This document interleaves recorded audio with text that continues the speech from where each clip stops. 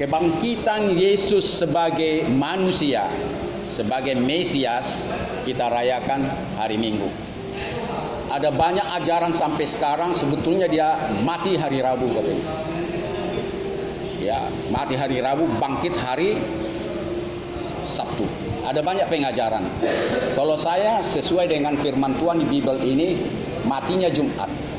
Yang seharusnya bangkit itu hari Senin. Namun oleh karena kesepakatan mungkin saya tidak tahu, jujur aja saya tidak tahu kenapa Minggu hari kebangkitan. Kalau Minggu itu 2 hari, ya, sebab kita yakini dia 3 hari masuk dalam jurang maut, ya.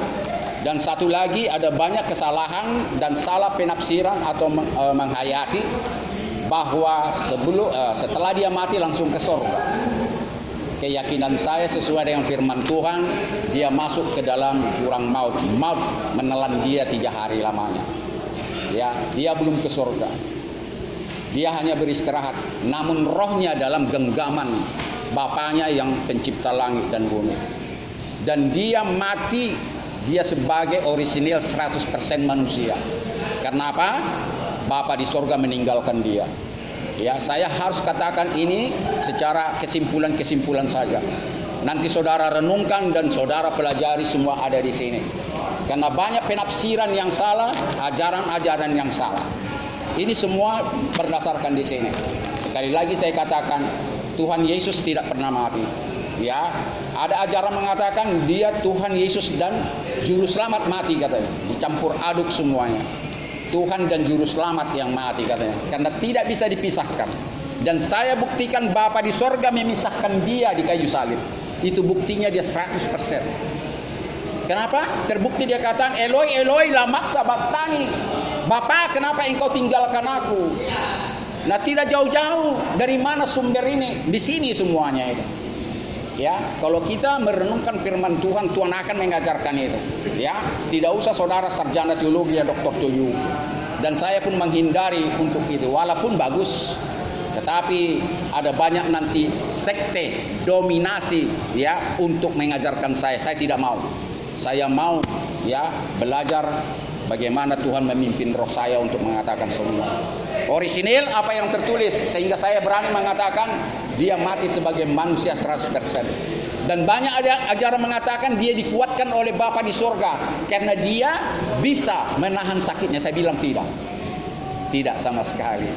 Dia menahan sakitnya 100%. Dan saya berani mengatakan, ya, ada banyak pokok-pokok yang saudara renungkan tanpa saya bikin urutan-urutan nomor 1 sampai sekian. Dan dia sangat merendahkan dirinya sampai mati. Ya, sampai mati dia merendahkan dirinya. Yang sebetulnya dia tidak berbeda dari saudara dan saya sebagai manusia. Tapi sebagai Tuhan tidak ada tandingannya. Saya mau buktikan di dalam Matius 24 dia mengatakan apa? Ya. Segala yang kuperbuat engkau sanggup melakukan itu, bahkan lebih daripada itu. Bayangkan. Segala yang diperbuat Yesus sebagai juru selamat, sebagai manusia, sebagai anak tunggal Bapa, kita sanggup melakukan itu. Dan terbukti Petrus, Rasul Paulus, ya, Nabi Elia, jangankan menyembuhkan orang sakit, tapi membangkitkan orang mati juga sama. Jadi apa perbedaannya kawan? Perbedaan adalah dia menderita dan mati tanpa dosa. Dia menderita tanpa mati, tanpa cacat. Makanya itu khotbah daripada hambanya beberapa hari minggu yang lalu saya ingat itu darahnya itu mahal. Kenapa mahal? Karena dia tidak berdosa, tercurah darahnya. Ya. Tubuhnya tercabik-cabik. Kalau kita apa? Tidak ada manusia yang tidak berdosa. Jadi kalaupun kita menderita wajar. Dan memang kita harus dihukum mati oleh karena dosa turunan, ya, dosa turunan dari Adam dan Hawa. Namun dosa apapun akan bisa terselesaikan di dunia ini, ya, bukan dalam kubur. Dalam kesempatan saudara hidup, dosamu akan terampuni.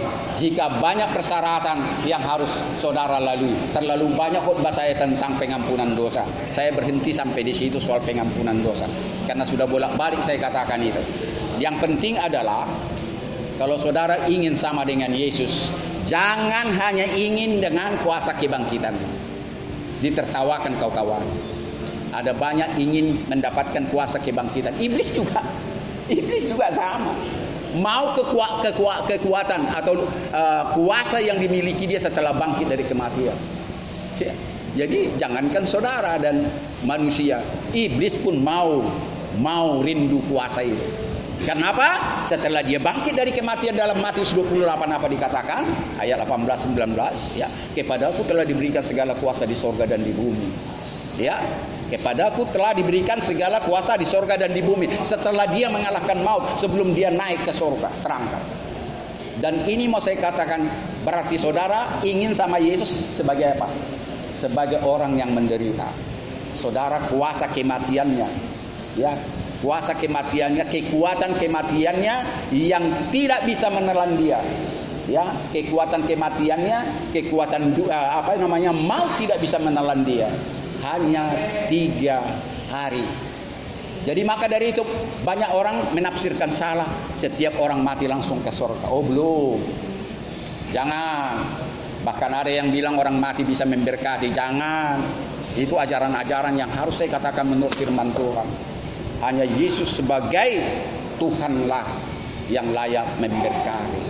Ya, tadi malam saya berdebat juga soal ini. Ada kawan saya di Jakarta.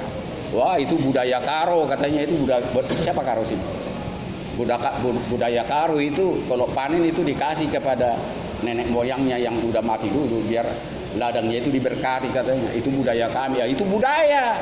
Makanya firman Tuhan mengatakan percumalah mereka beribadah kepadaku.